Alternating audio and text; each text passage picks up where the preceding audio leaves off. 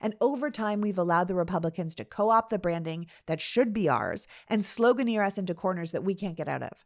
And now we're at the point where American democracy is on the brink. And I want to make sure that we are giving people a reason to vote for us and not just a reason to vote against the other guy. What are your thoughts on that? How much time do you have? I have a lot of time. It's my show.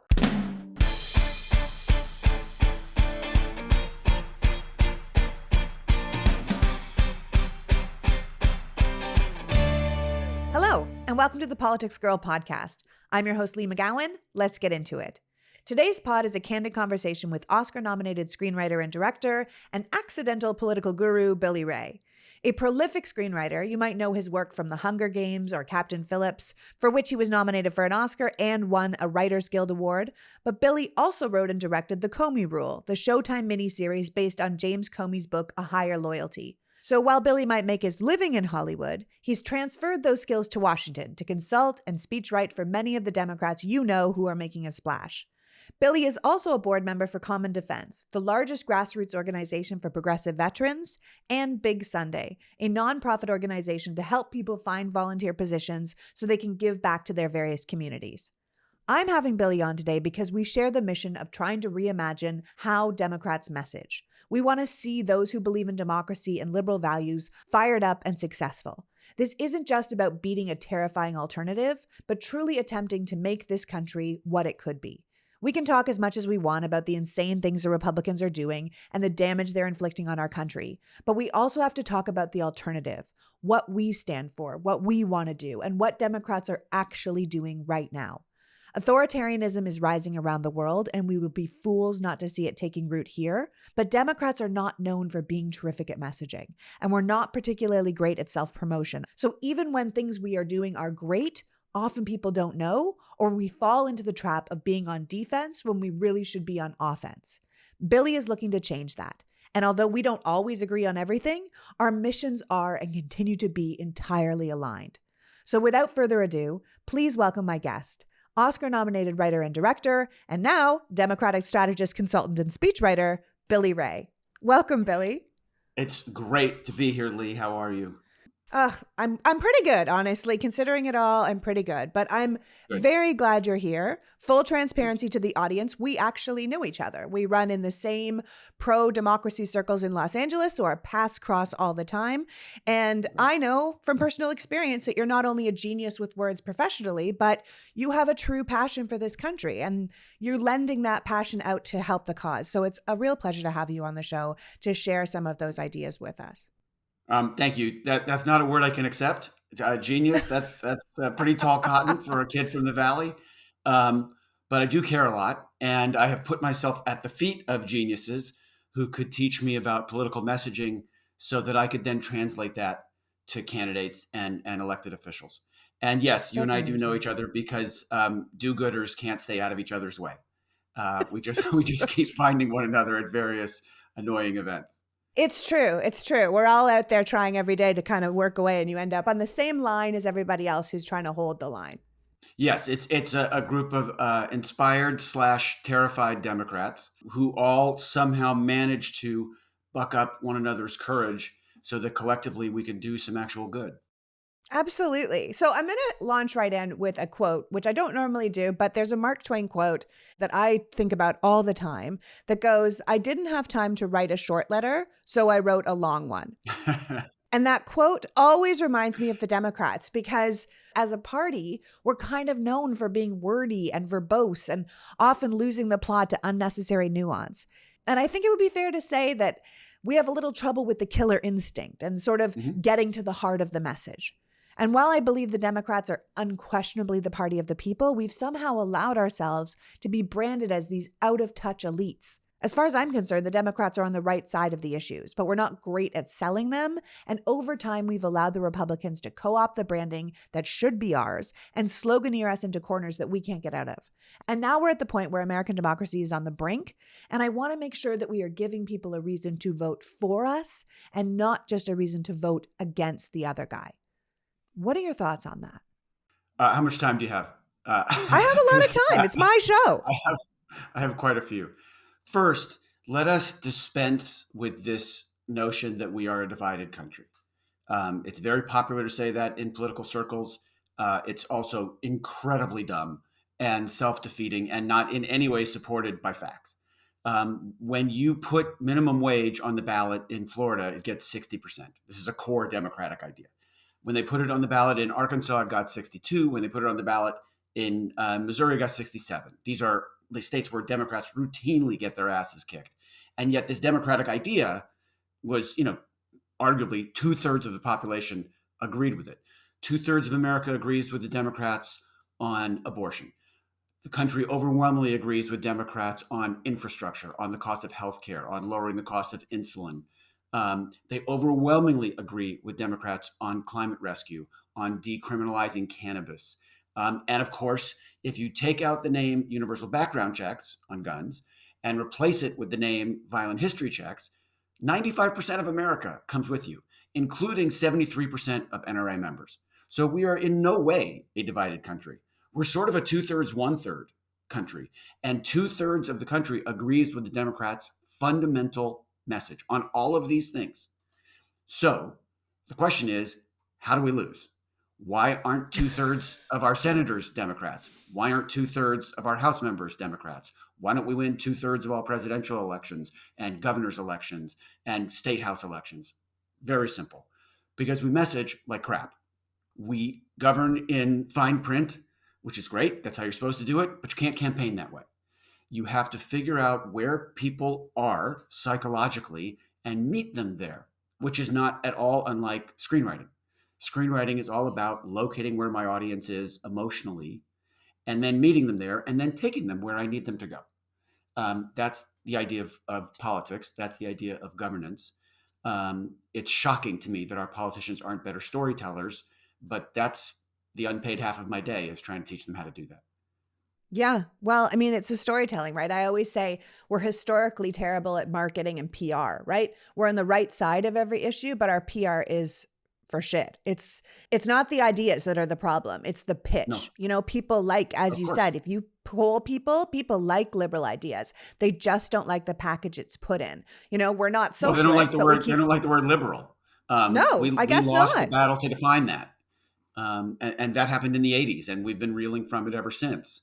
Look, words matter. Okay, if you call something climate change, it confuses and scares people. If you call it climate rescue, they go, "Oh, there's a plan. Great, let's do that." Right? In the Yeah. same way that if it's universal background checks, people get weird about it. If you call them violent history checks, people say, "Oh my God, of course we have to have that." So words matter. And in the '80s, liberal became a dirty word. In the same way that, now people would tell you they don't really give a shit about progressivism. They just care about progress. So why aren't we talking in those terms? I mean, what you're trying to do is get to a place of minimum rage. That's the idea. Okay. In poll after poll, what we're finding is that people want community. They are desperate for community.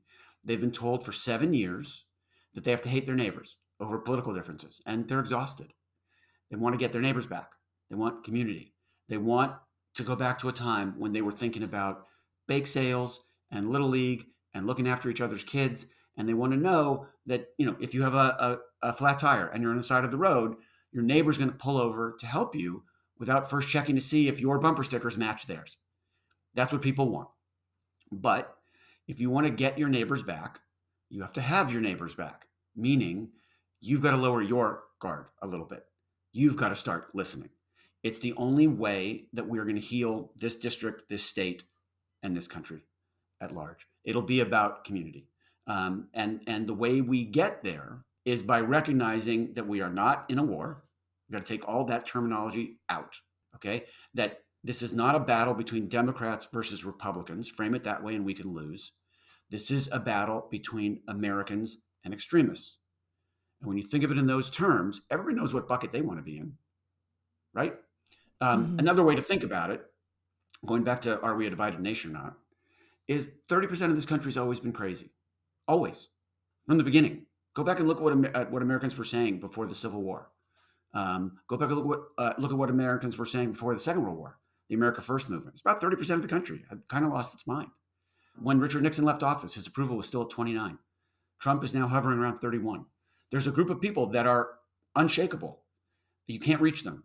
But that means 70% of the country is not. That's the big middle. That's where the votes are. That's where the wins are. If you can teach Democrats how to talk to that group of the country and not just the liberal part that already agrees with you, then you're going to win every election. And that's the goal. Okay. So if we're talking about teaching Democrats to talk to that part of the country, let's look at what the Republicans are good at, because they have historically been stronger at their branding over the years. We're the Sure. party of human rights and liberal values. We're the party that believes in helping other people and social programs and equality. But somehow we're branded as these terrifying socialist, anarchist pedophiles who want to destroy everything in the country and everything you hold dear about America. And that's not Right. remotely true. We just don't have equally strong marketing. So if Democrats want to move to appeal to more people, I don't think people are often like, well, move to the center. And it's like the center and the right and the left, that doesn't even go anymore. If you look at actually where we're at, everything is shifted to the right. What used to be the center is now what's considered liberal and leftist. And then we've just gone further and further and further to the right. So I look at something like the Republicans took the moniker of pro-life back in the day, and they're the opposite of that, right? They're the party that was ripping children away from their parents at the border and performing forced hysterectomies. They're the party that mocked masks and made no rules to stop the spread of COVID. They're the party of 1 million guns and 0 rules. And now they're the party of letting women die of treatable pregnancy complications and actively saying they're not going to do anything about school shootings. And they still get to wrap themselves in the flag and own pro-life. So where are we going wrong that they're still allowed to do that? Okay. So let's first understand the psychological underpinnings that make someone a conservative. Okay. If you were to give 1,000 Americans the same personality trait tests, liberals and conservatives would score differently on that test. Our brains are wired in a different way. Democrats have a tendency to make arguments that only liberals can hear, which is why we lose independents who tend to lean right and tend to be cranky. We have to get those people because they swing every election in America. Okay, so let's understand what a conservative is. Psychologically, what makes a conservative, what binds them together as a voting bloc is their shared fear of chaos. That's been aimed at every Republican voter for as long as I've been alive. In 1988, the Willie Horton ad essentially said, if you vote for Michael Dukakis, a black convict on furlough will come murder your family. Okay? Democrats are soft on crime, chaos. Then after 9/11, Democrats are soft on terror, chaos. Then it was Democrats are open borders. Democrats want to defund the police. Democrats are socialists. Democrats want to burn cities. Democrats want your girl to turn into a boy. Democrats don't care if your job gets taken over by AI. Okay? It's all chaos. It's all fear-based. If you give a conservative the alternative between authoritarianism and what they perceive to be chaos, they'll pick authoritarianism every time because it feels safer to them. And they're doing it right in front of our very eyes. They did it with Trump. They are. They're doing it with DeSantis. They will blindly give away power to a government that promises to shield them from chaos. However, for the first time in history, Americans now believe that there are more extremists on the right than on the left. That's a shift. So for the first time, we can talk about the radical right, and it actually has traction out there because it's a scenario that Americans believe fundamentally to be true.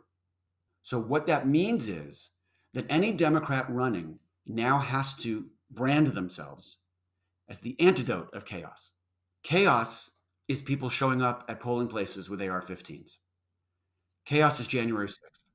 Remember when there were 30 cars backed up at the hospital parking lot during the pandemic because Trump had no COVID response? That was chaos.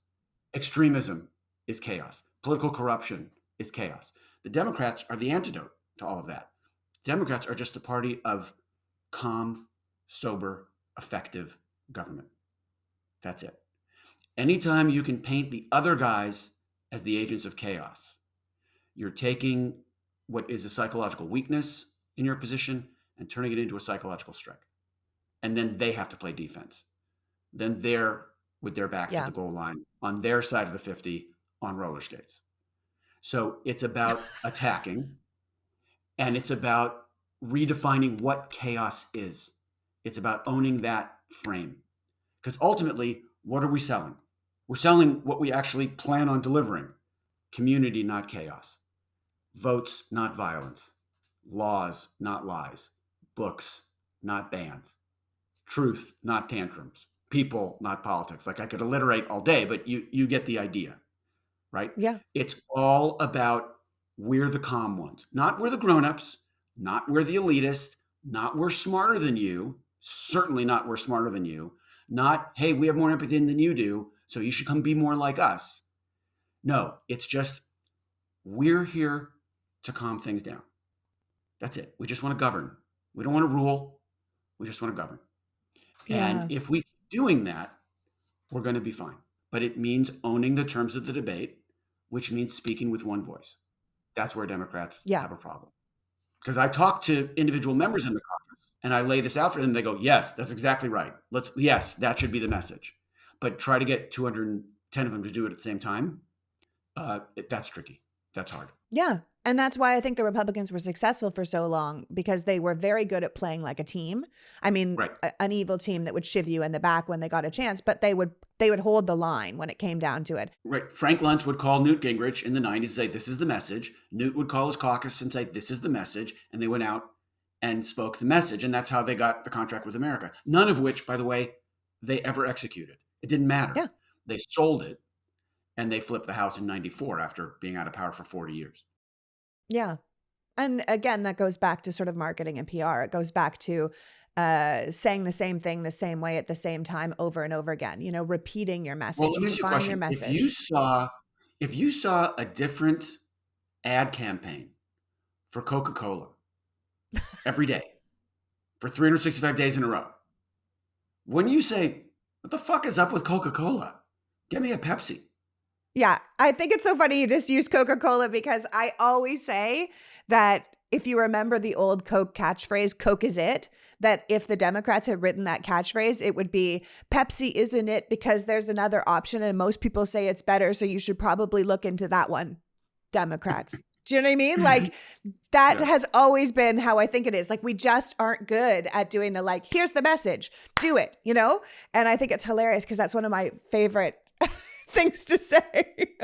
Listen, when you actually lay it out for them, they go out and say it, right? Like right before November of 22, there were a number of things that I was pushing them to say. It turned out that democracy was a real issue for people. People were really afraid of losing their democracy. And so I was asking the electeds that I work with, and when I say work with, I'm putting that in air quotes because they don't pay me. I wouldn't accept money for doing it, but it is half my day. And what I was asking them to talk about was this idea that democracy is a decision. It's not automatic, like gravity or the sun rising. Democracy happens because Americans decide that it must happen. And when you organize, when you make your voice heard, when you vote, when you bring your mom to the polling place with you to make sure she votes, you're making that decision. A lot of Democrats went out and said that. And it sounded like they were speaking with one voice. And it made a difference. Right? It does. It makes a huge difference. I think Democrats were very good in the midterms, particularly, but also in 2020 at speaking with one voice about democracy, about what we were up against, about where we were. And then 2022, obviously about women's rights. I think a lot of people thought that was going to go away. And if you're a woman, we knew it wasn't. And I think that was very helpful that we kept hitting the same thing over and over again. And I think what you're saying about returning to this idea that democracy is a choice, and the choice here is between extremism and calmness. America. It's Americans versus extremism. Look, here's the thing about abortion. And the second that decision went down, you knew we would be running on that for a generation. No, that one is not going away. If you poll Americans on what values mean the most to them, freedom is number one, and it's not close. Freedom outpolls justice as a virtue in America by 22 points, which will come as no shock to anyone who's black, right? Who's been saying, hey, justice, justice, while white America is saying, well, yeah, justice, it's important, but what I really want is the freedom to say stupid shit and not be called a racist, okay? The second guns stopped being a safety issue and started being a freedom issue, you could walk into Sandy Hook and slaughter 20 kids, and the conversation really didn't change. The second masks and vaccines stopped being a health issue, started being a freedom issue, it got incredibly weird. Don't take a freedom away from Americans. They don't like it. Democrats never talk in terms of freedom. Like even something as anodyne as infrastructure could be framed as, hey, that rural broadband is going to free you to connect to the global economy. Hey, that high-speed rail is going to free you not to spend 3 hours in traffic. When we fix that bridge, it's going to free you to go see your mom in the nursing home safely. We don't talk that way, right? Well, you and I Which is talk that why way because I know that you and I both agree that freedom should be the thing that Democrats hit all the time. all the time. But this is my point about abortion. We're the ones that are saying you should be free to who you want to be. My point, I'm sorry to interrupt, but my point about abortion is the majority of Americans believe that Democrats are more likely to restrict your freedoms than Republicans are. And Republicans have been running on that forever.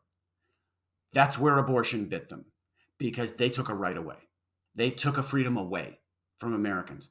And when Democrats tied that issue together, abortion and freedom, then all of a sudden, these Republican candidates, particularly in the Senate, were having a real problem.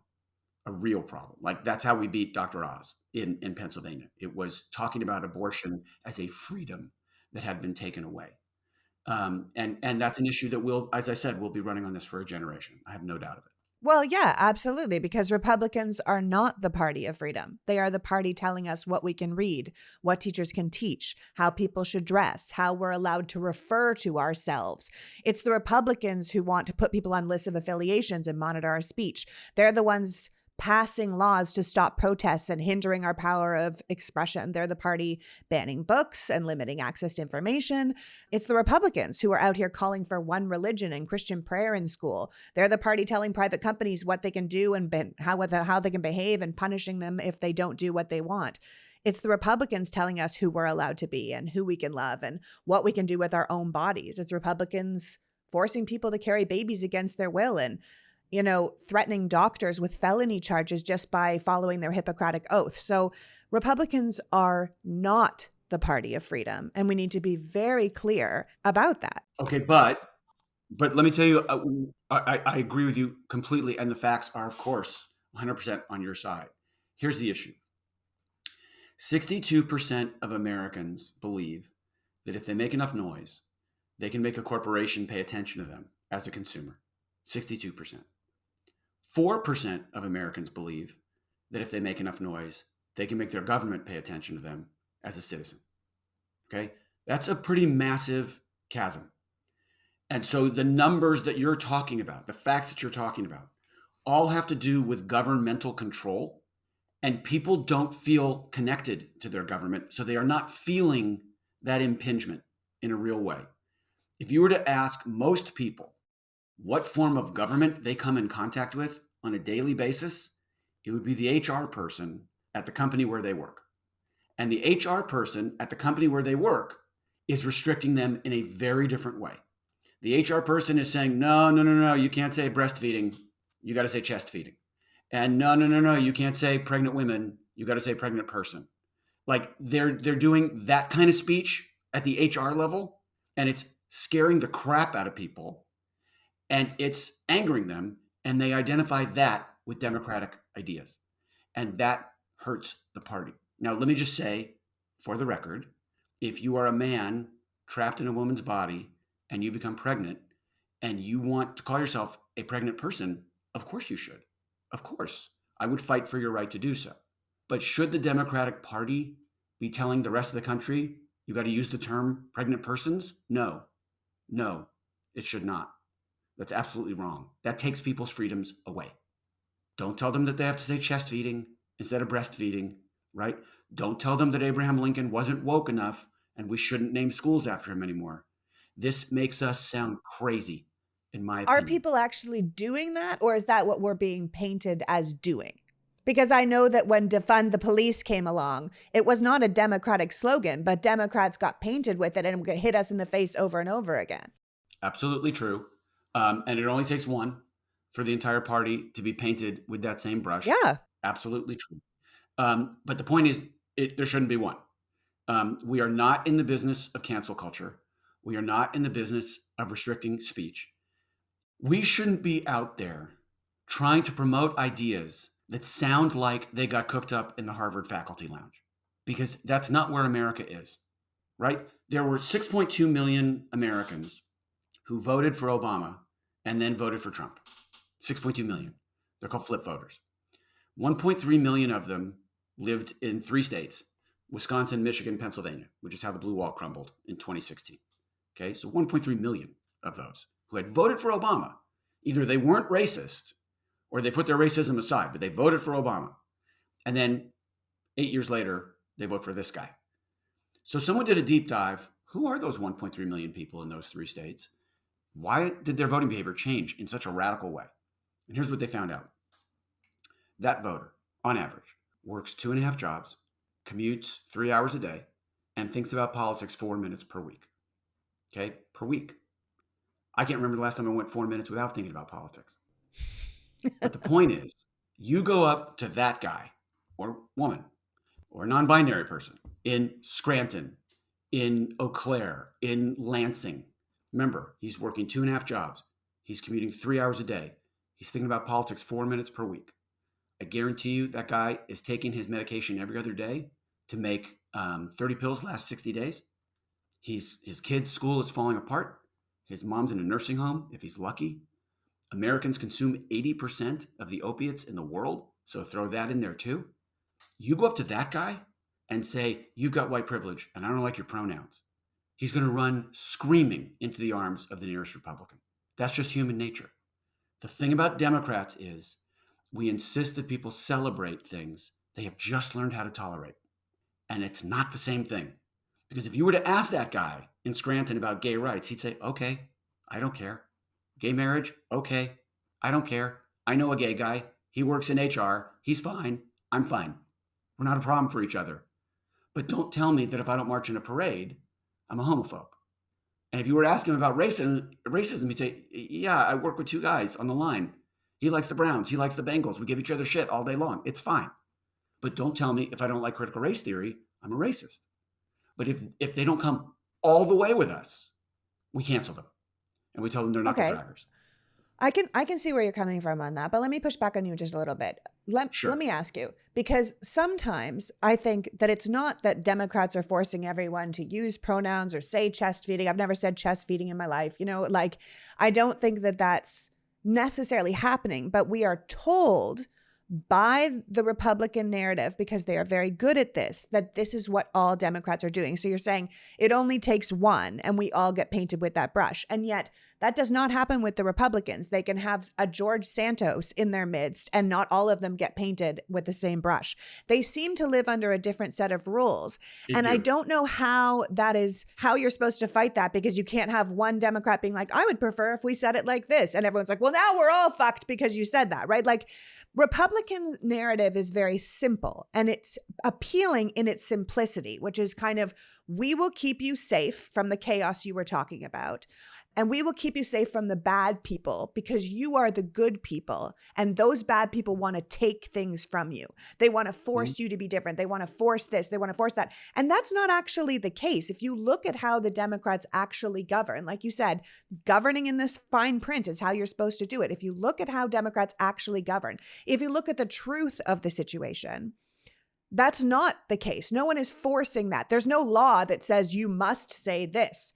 We're saying, hey, this is what we've learned now, and let's try and be a little more tolerant of it. But the idea that we're forcing it, this is DeSantis's idea of this is where woke goes to die. Florida's where woke goes to die. Woke is the most evil. You have Nikki Haley saying woke has killed more people than COVID. I mean, these are insane statements. And what happens is Democrats get painted with something like woke, which is really just awareness of social issues that need to be addressed. And then we're on, as you were talking about, we're on defense all the time, where we should be on offense because we're out here standing up for the people. So how come, or what do you think we can do about this idea that one Democrat saying one thing taints the whole party, but Republicans can have active pedophiles and childhood sex predators and literal sociopathic serial liars, and they don't all get painted with the same brush? Like, how do you navigate that difference in rules that have to be functioned under? Okay. Well, first, which is the hard part, we have to get better at honest introspection. Okay. In other words, when the San Francisco Board of Education announces, as it did, we're not going to name any more schools after Abraham Lincoln, he wasn't woke enough. I think Did they moderate say he Democrats, wasn't woke enough? yeah. Um, Oh, God. I think moderate Democrats on that day need to be in front of a microphone saying, that doesn't speak for me. That's not how I feel. And yeah, that part of my party, the left, is a part of my party. It's not the sum of my party, and it shouldn't be the face of my party. And America should know that is not how all Democrats feel. That's all it takes. It's the acceptance by moderate Democrats that they can stand up and say something and not worry about getting flamed by the left in our party. And I don't in any way mean to equate our extreme fringe with the extreme fringe of the right. They're not the same thing. The extreme fringe of the right wants to replace democracy with authoritarianism, and the extreme fringe of the left wants everyone to go to college for free. So no, they're not the same thing, okay? But the extreme fringe of the left can be wildly intolerant of people who agree with them on a lot of stuff. And if we run like we're afraid of Rashida Tlaib's Twitter following, we don't actually deserve to lead. You have to be willing to stand up and take the heat from your own party. And we don't seem to be willing to do that as a party in the middle. I think that's a weakness. I think that would actually inoculate us from some of this stuff. The second some idiot said defund the police, everyone in the Democratic Party said, no, not what we're doing. No, that doesn't speak for me. You just suffocate it before it gains any momentum. Your silence on things like that can be completely deafening, right? Yeah. It's the I also equivalent. think that people need to lean into the idea, Democrats could easily lean into the idea that people ask for a lot of parties in this country. They say it's not fair that we only have two parties. We should have more than two parties. And I always argue that we do have more than two parties. They're just all under the Democratic umbrella. That anyone from, Joe Biden to Nina Turner are not the same party. I mean, realistically, that is an umbrella that's called the Democrats, but it is a working parliamentary system that goes all the way from Joe Biden, currently people like Steve Schmidt, like those kind of people, through the Biden, through the Kamala Harris, to, Bernie Sanders and AOC, and all the way over to like your Nina Turners. But they're all considered Democrats. And I think what we should do is know what our values are. We believe in this, but there's going to be different voices in here. And we're not always going to agree, because that is democracy. If we all spoke with one voice, like a militant one voice, and we never disagreed, we'd be the Republicans. We would be an authoritarian party. We would be what's happening over here, that they don't care who their members are. They don't care. As long as they toe the line, you can be a candidate who smashes a journalist's head into a table and still get elected. You can be someone who's a literal felon and has killed his wife and stay on the ballot. You can be George Santos and stay in Congress. That is one party that has given up, I believe, their morals in many ways for power, and it works. Mm-hmm. And then there's our party that you say, yeah, no, I totally don't disagree. I don't agree with that. But we do believe in your vote should count. We do believe in the right to choose what to do with your own body. We do believe that, and we believe these fundamental things together. And then, yes, they believe that, and I believe this, and we disagree on that. But we all are Americans, and that's what it's supposed to be about dialogue, about debate. And I think that that would be perfectly fine if we embrace the fact that there should be multiple voices in a democracy. There should be multiple ways of doing it. You look at systems in Europe that are working, that's lots of different voices. There's about 7 parties, and you have to find coalitions, and you have to work together. That's what the Democrats do every day. And that's because we're the party of democracy. And I think we should embrace that. And if somebody says something you don't agree with, you say, well, no, that's not how I think, but we're both Democrats and we both believe in X, Y, and Z. And you go back to what your fundamental core values are, which is freedom, democracy, right to vote, right to autonomy, that kind of thing. Right. That's what I agree with you. So we're here talking about communicating a message, making sure that people understand what you're saying. So I'm very pleased that our sponsor today is Athletic Greens. I've been talking about Athletic Greens since the very beginning of this podcast. And if repetition matters, then AG1 is not only generous to support independent shows like this, but smart to make a real commitment to our audience. The Athletic Greens mission is to empower people to take ownership over their health with a simple daily habit. And AG1 is such a simple habit to get into. You wake up in the morning, you put 1 scoop in a cup of water, and you drink it on an empty stomach. It's easy to remember because it makes you feel so much better. You get better gut health, boosted energy, and immune system support. And unlike taking pills and vitamins, we're not trying to figure out the best way to help our body. AG1 has done that for us, and it's a difference you can feel. I think I noticed right away that I wasn't crashing around 4 p.m. I didn't feel like I needed a nap or a cup of coffee. And when I did get to bed at night, I slept better. Like all the way through the night better, something I hadn't done in years. AG1 makes it easy for you to take the highest quality supplements with just 1 scoop of powder. Just 1 daily serving covers my day's nutritional basis and supports my long-term gut health with 75 high-quality vitamins, minerals, and whole food source superfoods. So if you're looking for a simple and cost-effective supplement routine, Athletic Greens is going to give you 1 free year supply of vitamin D and 5 free travel packs with your first purchase. Go to athleticgreens.com/politicsgirl. That's athleticgreens.com/politicsgirl. Check it out. You won't be disappointed. This episode is also brought to you by Green Chef. Green Chef is a California-certified organic farm meal kit that makes eating well easy with plans that fit into every lifestyle. Are you eating gluten-free, vegan, paleo, keto, or vegetarian?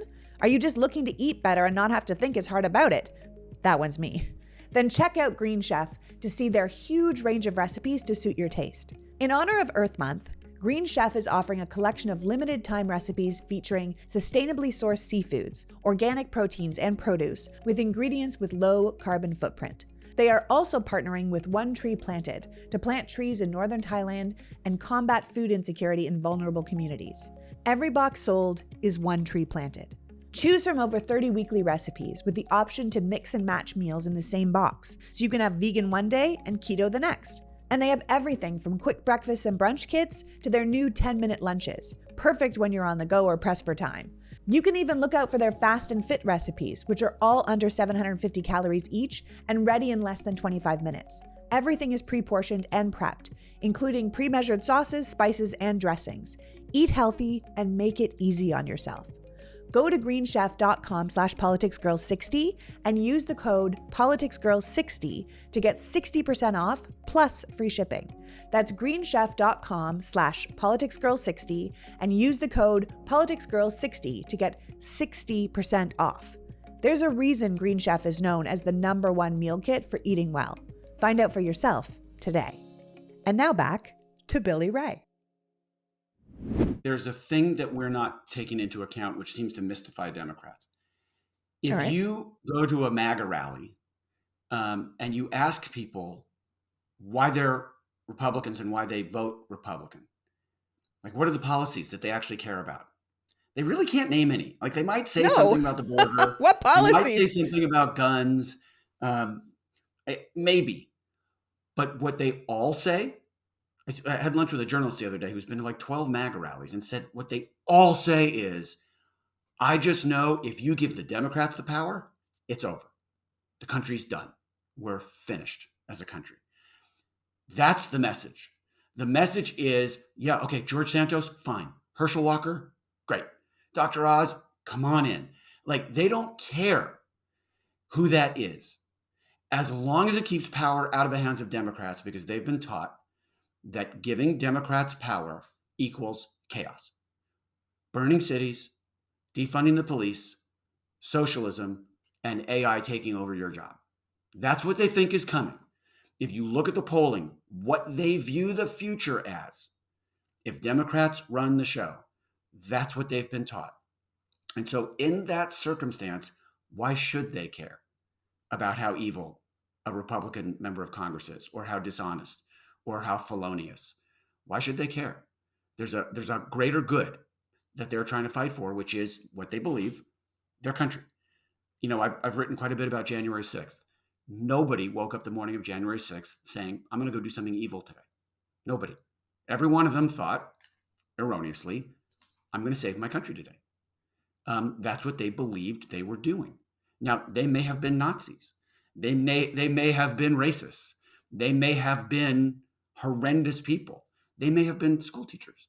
They may have been moms. They may have been kids. But they all believed they were saving their country because they had been fed this line of terrifying garbage from so many angles and with such astonishing consistency that it became their truth. And they went out and acted on it. Can I ask you then? You were saying earlier that we shouldn't be speaking with this war language, that it's not helpful to us. And Mhm. yet, are our opponents not winning with this war language? With Democrats are the evil enemy, and what you must do, even if we offer you nothing, is defeat the enemy. Are they not Mhm. winning with a war message? They are to some degree, but they didn't get Joe Biden elected. I mean, they didn't get Joe Biden defeated with that message, right? They didn't hold or retake the Senate with that message, and they're about to lose the House Hmm. with that message. Oh, they will. Because Hmm. again, it's 70 versus 30, right?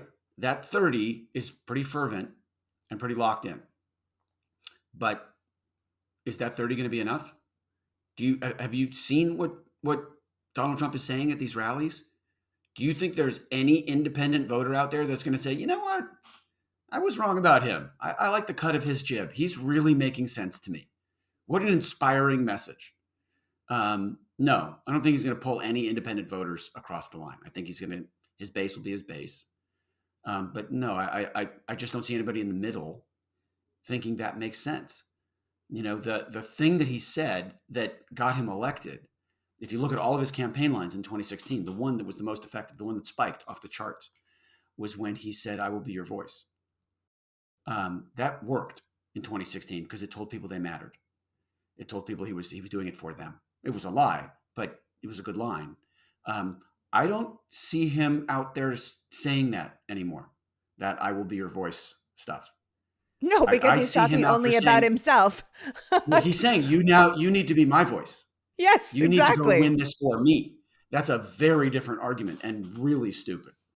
Yeah. I mean, look, I think that there's always room for nuance. I love nuance. I'm a nerd through and through, but it's not helpful when you're winning hearts and minds. People ultimately make decisions from their gut, and the gut is pretty simple, right? We don't have the time or energy to figure out what you're trying to say. Our lives are too hard, too fast, too full. We need to give people ways to absorb big, complex ideas in bite-sized, digestible ways. It's why I started my rants. I wanted to make it simple and easy to share and talk about big issues in smaller ways. And I think if we can do that, if we can define our message, repeat the message, talk like a unified front, our message will be delicious, right? And people will devour it and then they will serve it to others. I think we need to give people a reason to get excited and be inspired and believe that we can win. And when we win, we'll do good things. Because often I think it's not about telling people, it's about showing people. Like, I really do think that this infrastructure that's happening around the country is going to move the needle, because it's different than saying we're going to build a bridge and seeing a bridge being built and people getting I agree. jobs from that bridge. It's different to say we're going to bring in universal broadband than it is everyone suddenly has broadband. These are things that are going to happen over the next 2 years, and I think that will help us. But I also believe when people believe they can win, they fight to win. And I Mhm. think that is all part of the same thing. So I'm glad we're kind of moving past this Dems in disarray thing that we have dealt with for so long. And I'm excited for this new leadership of this party, because I know you say that people don't like the word liberal, but I have to say, like, I am a Democrat, but more than that, I always have felt like a liberal. I'm a liberal Democrat. So what's your thought on this new Democratic leadership? What do you expect to see from like Hakeem Jeffries and his compatriots as far as leading the party, especially now when the alternative is kind of pro-insurrectionist, Kevin McCarthy-led MAGA Republicans? Well, I know them, Hakeem and Catherine Clark and Pete Aguilar and a few more of them, and they're remarkable people. They are not lightning rods for controversy at all. I Yeah. don't think things are going to stick to them. You know, if you go back and look at January 6th, there were these like 15-foot tall posters of Nancy Pelosi as the devil. You know, Yeah. Nancy Pelosi the most remarkable Speaker of the House ever, and all she ever wanted to do was give people health care. Why that makes her the devil, I'm not quite sure, but it doesn't matter. Once she became that kind of lightning rod, things just stuck to her in a different way. I Well, being don't a think, successful woman can be a problem. yeah, that probably has something to do with it. And look, Hakeem will take shit from the right. Catherine Clark will, and Pete Aguilar will. But what I see them doing right now is just leading in a quiet, effective way. I see them sort of amassing their troops and their strength. I don't see them inviting controversy. I don't see them taking positions that the American people aren't completely with. I don't see them feeding the beast in any way. And I think in 2024, I think there's a blue wave. I think we get the House back in a very big way, and I think Hakeem will be a magnificent speaker. I was very impressed during the 15 votes for McCarthy because, you were talking earlier about people freaking out about, the far left and the left of the Democratic Party and why can't we get along and saying the same messages. And I thought that the Democrats held the line beautifully during those votes. None of them were going out. They were all just doing the same thing, voting for Hakeem every time, quietly doing the same thing every time, and letting the Republicans flail the way that they were. And I thought that showed a real dichotomy between the two parties and what's going on in the House right now, which I do think will be something that we can capitalize in 2024, right? But while I still have you here, before you go, I'd love to get your opinion on why you think we're still trapped in MAGA land, because we just talked about those rallies. They are no longer about, I will be your voice, I will build the wall, I will take care of you, I see you, you the forgotten man. They're about, don't forget about me, the wronged man. And I'm wondering why these people can't quit Trump, especially after the insurrection and after an attempted coup and all the legal heat that's on him now. And then really, at its very base, the fact that he's not the guy he once was. First, let's accept that the numbers are dwindling. Okay. All right. That MAGA is smaller than it was before. 56% of Americans now believe that MAGA is a threat to democracy, including 25% of Republicans believe that MAGA is a threat to democracy. So it's all going in the right direction. I saw a poll the other day that 21% of Fox News viewers now believe Fox News less than they believed it a month ago. Okay. That's 1/5 of their audience. Hey, okay? That's real. It's a good stat. Okay? I like that stat. So let's accept that this is not the tsunami that knocked us all flat in 2016. Okay. That's over. He's done. He's finished. He's toast politically. He's not a factor anymore. Yes, there is that base that still comes with him, but let's really look at why. If you look at it's roughly 1,000 people so far who have been charged concerning J6. The majority of whom, by the way, came from Biden districts, not Trump districts, but leaving that for the moment. What's true of all those districts where those riders came from is that they are parts of the country where whites as a percentage of the population are dropping. Okay, so look at Collin County, north of Dallas, with a disproportionate number of rioters from that county. In the last 5 years, whites as a percentage of the population have dropped by 4.3%. That's a pretty staggering demographic shift for something the size of a county. Okay, so what do we know about those people from Collin County? One of whom, Guy Reffitt, got 7 years for threatening to kill his kid over January 6th. Here's what we know about them. They thought Trump was vile. They thought he was childish. Even the most ardent Trump supporter wanted him to stop tweeting. Remember all that? But they knew he cared about their whiteness. And so these people with no money put their AR-15s in the trunk, drove to D.C., slept in the car, and rioted. Now, if you were to ask them between Texas and D.C., what are you doing? They would not have said, hey, you know what? My whiteness is getting threatened, and I've been at the top of the caste system forever, and I feel like that's getting shaky, and I don't feel good about it. They would not have articulated that. I'm not even sure they thought it.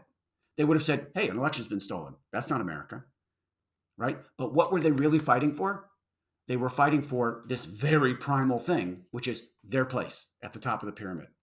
Trump still represents that to them. As long as Trump is still saying to them, hey, you're getting fucked. You should be at the top of the pyramid. The liberals are laughing at you. The elite are laughing at you. The coasts are laughing at you. They want to turn your son into a daughter. They want AI to come take over your job. They want to give Mexicans free reign over the border. They want to give everything to China. Whatever the fuck he's saying. What he's saying is they're taking away what's yours, and I will fight to the death to make sure you still have it. And as long as he's saying that 30% of the country is not going to quit him. They're not going to quit him. They'd rather lose an election voting for him than win an election voting for someone who's more moderate, but who's not him and who isn't going to protect their whiteness. As long as that's true, that original sin of America, that guy will have a free lunch across the country, but he'll never be president again. And so we just need to chill the fuck out about that. Does that help? Yeah, a little bit. I mean, he's only one man. You know, he didn't do this alone. Well, remember, and he was the symptom, not the problem. And he remains so. And I'll have to have you back on to talk about the problem and how to fix that, because the symptom was pretty sick, but, you know, it doesn't go away when Trump does. The people that backed him and continue to back him, they're still there. And I think we have to be aware of that. So before I have you go, what do you think America needs right now? What can we be focusing on or doing that'll help us pull up from this nosedive it feels like we're in? Community. Taking care of your neighbor. Reaching out. Lowering your guard a little bit. Not saying to them, hey, you voted for Trump twice. That's it. You're dead to me. I can't be friends with you ever. Which, by the way, I say like all the time. But I think saying to them, welcome back. Let's talk. Okay. I mean, at the end of the Civil War, when Ulysses S. Grant, who had insisted on unconditional surrender every time he won a battle in that war, because he was so sick of seeing his men get slaughtered by fellow Americans. At the end of that war, when it came time at Appomattox to figure out like how he and Lee were going to solve this, everybody said, well, he'll just demand unconditional surrender, like he always does. They thought U.S. Grant stood for unconditional surrender, but no. He let them keep their horses, and in some cases let them keep their guns. It was plowing season. He said, they're our countrymen again. These are people who had been killing each other for 4 years.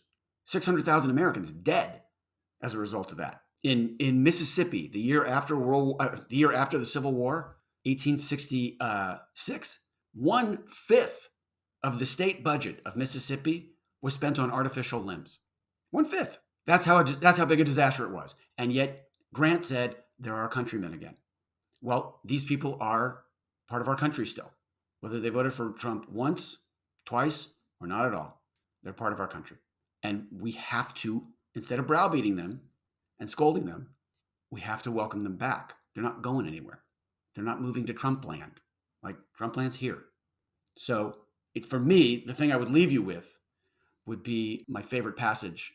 Some people think it's from the Talmud. I'm not actually sure where it's from, but it said, do not be daunted by the enormity of the world's grief. Do justly now. Walk humbly now. Love mercy now. You are not obligated to finish the work, but nor are you free to abandon it. That's sort of where we are. Just do your part. I want to thank you for joining us today, Billy. Your insight is obviously extraordinary. And thank you.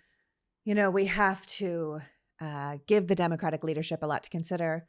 We have to reach out to our neighbors, help each other with our cars again, help each other with our kids again. And I want to thank you so much for taking the time. Keep up all your great work, and please come back. We've got lots more to talk about, and I hope that people will see you again. I'm happy to help, and I'm beyond flattered to be asked. So anytime you want to join arm in arm, I'm there with you. Thank you, Billy. Same. So that was Billy Ray, reminding us that no matter how it feels, we aren't actually a divided country. That when asked, the majority of people want the same things and feel the same way about issues. We might not be able to do anything about 30% of our country that has historically been off the rails, but the rest of us need to pick a side in the battle between America and extremism and realize that if it's chaos we want to avoid, only one party is offering us the antidote, and we need to sell that antidote with a clear, unified message and serious, responsible leadership. At the end of the day, democracy is a decision, and we need to make that choice over and over again. We can't give up, we can't slow down, and we can never waver, because the alternative is simply unacceptable, no matter what terminology you use.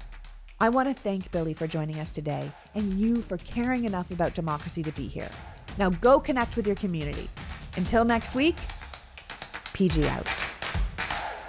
The Politics Girl podcast is written and performed by me, Lee McGowan, in partnership with the Midas Media Network, and produced and edited by Happy Warrior Entertainment. All rights reserved.